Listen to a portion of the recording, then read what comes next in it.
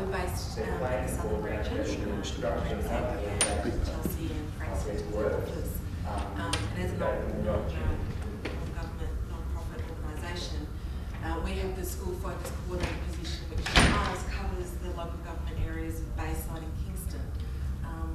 So in terms of across the state, this is an initiative that's been running for a very long time, and so every LGA catchment will have a coordinator similar to what we have at Family Life. So I'll talk today just broadly around how we implement and on a local level utilise their program, and certainly as the sort of handout there is the website through Info Exchange, and there should be a list of all the coordinators across the state.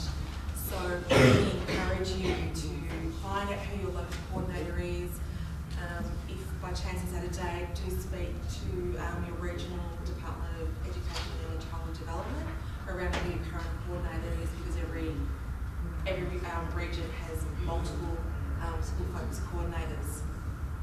One of the really key advantages of accessing the school focus program is that there's two components. One is a brokerage component.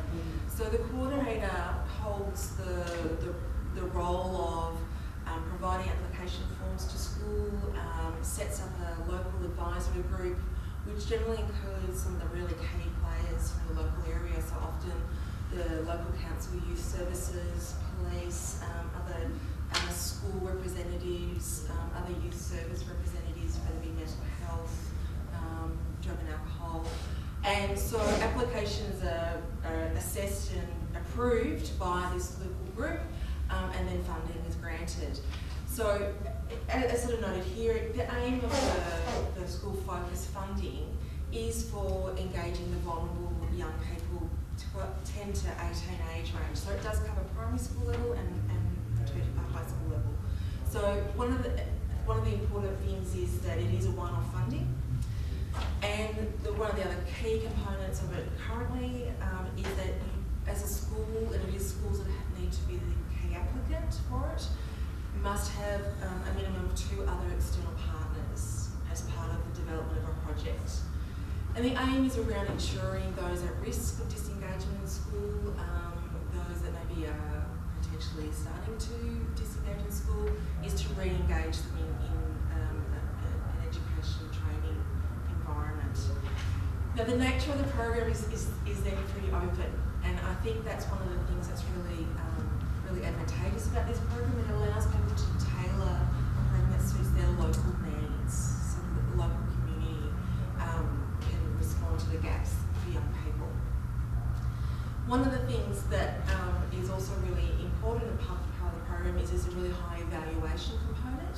Because it is only one-off funding, it's really around trying to think about projects that once that funding has been utilised, what are some of the sustainable systems, processes, resources that comes out of that project that allows over time it to be a utilised resource support for the school, for that local area, for those local young people. And so that can be a little bit of a administrative challenge sometimes for schools, and that's one of the dilemmas that we've noticed, that schools have struggled with some of that application process, because it is lengthy. It is lengthy, and that's certainly acknowledged, but it is for a reason, because it is around ensuring that when you have access to the resource that you're going to get the maximum benefit out of it.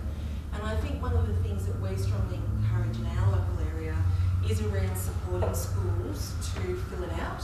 There can certainly be a role for the coordinator, and I think it's really important that schools ask for that assistance. Certainly one of the other things that we've also found is a lot of the other external providers that schools link up with, they've done a lot of the other grant writing, so they may actually be a really valuable resource to schools around putting together the project brief, mapping out your methodology for your evaluation, and for a lot of those other organisations, links with schools is a really key priority, particularly in the area of mental health and drug and alcohol services. One of their key strategic focuses currently is about engaging better with children and families. really great target for them around developing projects together. So it is around acknowledging that some of those barriers are there, but I think there can be ways around it. And certainly the funding is allocated to us as an organisation to then manage over a financial year period. So I'm on the Peninsula Lag, Yep. as luck would have it, and we had a meeting yesterday just to give you an idea of something that was granted. It was a community garden at Crib Point Private Catholic School, and it was one of the best ones we've ever seen. It was about 7 pages long, the application, but at the same time we denied one that wasn't a good application. So that happens. You don't. It's not an automatic rubber stamp. Here we go. Because one of the irony was the member of the lag was his school that was denied. So it's pretty transparent. It's really good. Yeah, absolutely. It's a limited bucket of money, and so therefore we do need to have a process, a mechanism that does ensure that the allocation of it is to something that is really targeting an intervention at a systemic level, also within that local community. So it's not just around setting up something that is a one-off without there being some ongoing ripple effect that actually engages young people in retain. Okay. Would a community VCOL provider, would they be considered one of the external firms? So if you get the school to do the application and we sort of say, okay, if you help us set up this, which would be ongoing, then you could use that as a push to get the money from the school. How much would the funding? So for each local area, so for me, I cover 2 local government areas.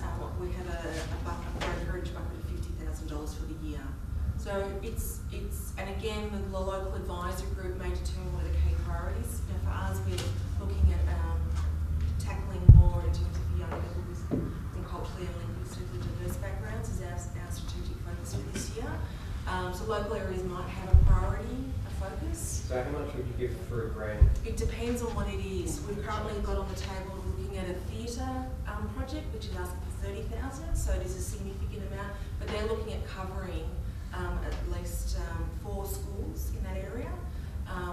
And it's a model that they're, again, at the application around the effectiveness of it is really clear. So for us, we may very well approve it, even though it's more than half of our funding, because of the spread of impact and then also the ripple effect after the program's been run. So part of what I really advise you to do is pick up the phone, speak to your school focus coordinator, chat to them about what have been some of the projects people have done in the past, what are some of the key strategic priorities within the school focused initiative within your local area that you're looking at doing. The other key component of the school focus coordinator is a non-brokerage, and that might be around, for schools in particular, it's a point of contact where the school focus coordinator is linked into all the other youth networks in the area. So it really is around helping join the dots for schools. And so there can be just that setting up of liaison really around within a school if you're trying to engage in another service provider and having some barriers or just purely time barriers in terms of the school work demands.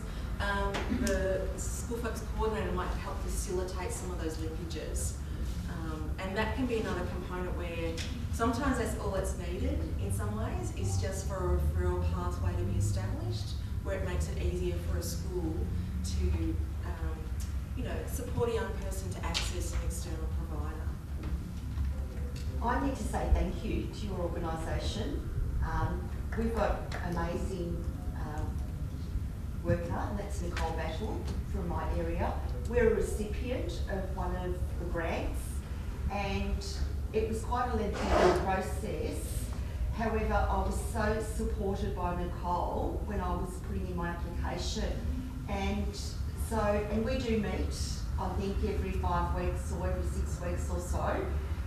Amazing organisation, so don't go away, because I get so much out of your meetings, just meeting with other staff within our area and sharing our ideas.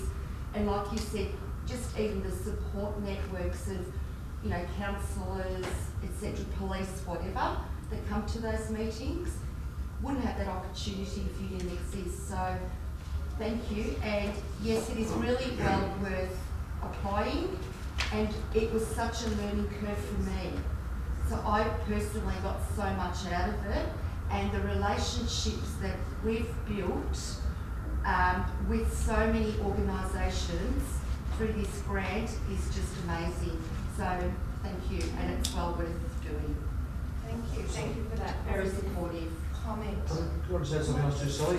We've actually added, we've had some grants in the past that have applied for, say, $10,000. We've given them more, depending on this. So it's real flexibility within that position to up it if it's really good, and you can see where you can help some more. Yeah.